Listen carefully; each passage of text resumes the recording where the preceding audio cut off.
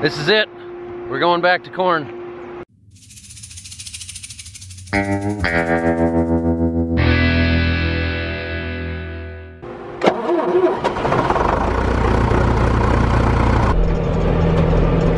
Ah, for Pete's sake. Every day I'm shoveling. I had to. Sorry.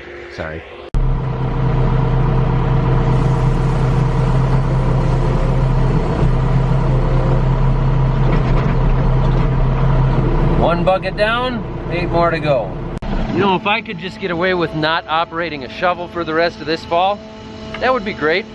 For those of you who have never worked around soybean dust, it's awful, which is why I really hate this job.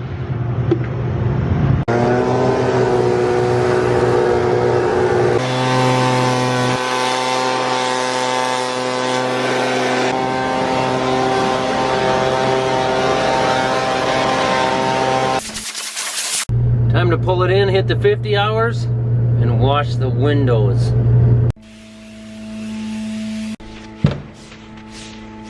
Now it's time to hit the 50 hours, and I realized after the first time I said that there's maybe a bunch of you who don't exactly know what I mean by that. On these machines, there's a lot of grease zerks, or grease fittings, that need to be greased in order to keep the bearings and everything else lubricated properly. Some of them need to be hit every 50 hours. Some of them only need to be hit about every 400 hours. What I do is I use this handy dandy map to tell me which ones I need to hit every 50 hours and which ones I don't need to worry about yet. What does the millennial farmer use when he needs to grease his machinery? Well, that's easy. I use a Lumax LX 1175 12 volt cordless grease gun, and you should too. All kidding aside, guys, we have been using the heck out of this thing all through harvest, and it's held up really, really well. They also got these really cool locking couplers that lock right onto the grease zerk and allow you to hold your YouTube camera while you grease the machine. So this LX 1403 coupler also comes in an extended version, and it easily slips right onto the grease fitting and locks right on. I'm gonna drop the gun. Saved it. Anyway, as I was saying, it locks right onto the grease zerk, so when you do have grease zerks that are a pain to get to, you just lock them right on. You can do everything hands-free, including making your new YouTube video. Seriously, the couplers are pretty cool. By the way, Lumax makes all kinds of really cool lubrication products. For the new viewers wondering, how much work is it and what exactly do you do to switch over from soybeans to corn or from corn to soybeans? I recommend going back. I have a video where I explained it fairly well, a couple of them actually. I don't know how far back you need to go. I would recommend just going back like 100 videos and watching them all until you come across it.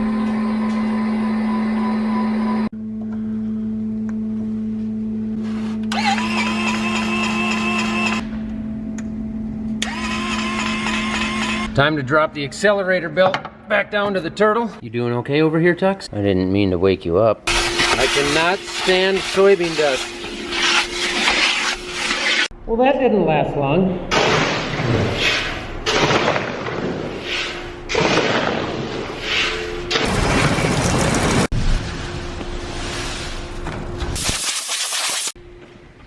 I'm gonna take just a few minutes this morning here while we get things ready to go, and I'm gonna put on some LED lights.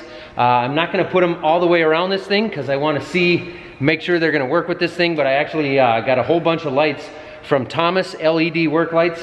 I'm gonna try these things out, see how bright they are. I'm gonna put just a few of them around the machine and see what they look like tonight. If they work good, I got a box full of them over by the workbench, and I'll be putting the rest of them on real soon.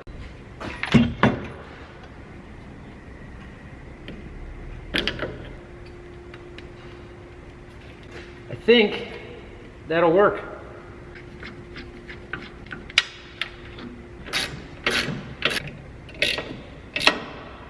Dad's got the bins all ready, the dryer's ready to take corn, so that's the only LED light I'm going to put on today. Once we get moving and the dryer's going, if we have any downtime and we got confident in that light that it's going to work well, then I will put a whole bunch more LED lights on this thing and light up the night. For now, we gotta go get some corn. Oh, look at those things. Here we go, boys and girls, this is it. Back to corn. Whee! I can see I forgot to wash this window.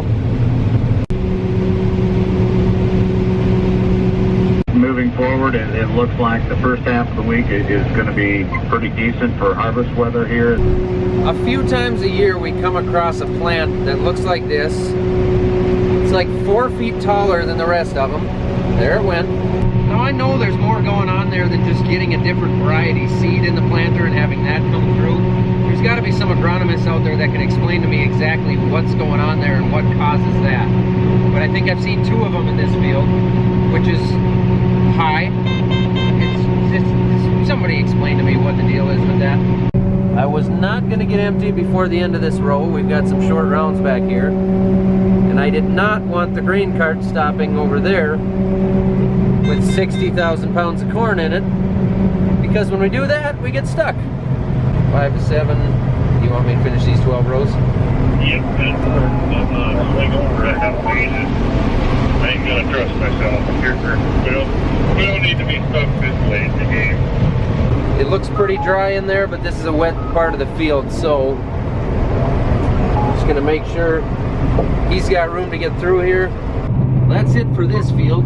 I'm gonna run home quick. We're only 1 mile from home. I'm gonna run back there, put some fuel in this thing. We did not fuel it up before we came out here because we're that close to home, and the main goal was to just get the grain dryer going, since that's always our hang up anyway.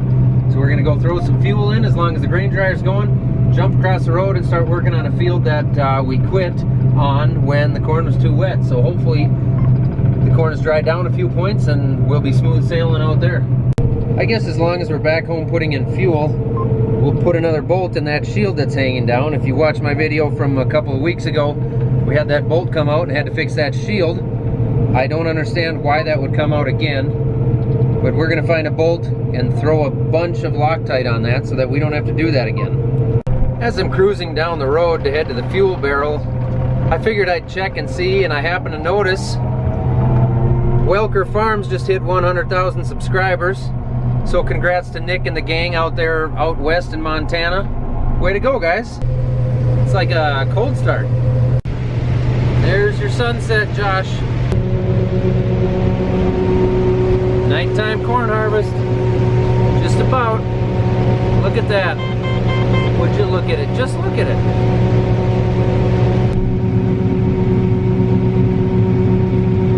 Gas and also big crop.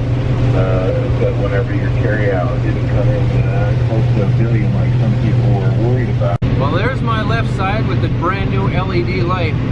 Shows up pretty well. There's my right side with the factory light. It's not bad, you can see the stuff coming out, but it's not like that one. Challenger is way better in the transmission. But this one's got more power. Yep.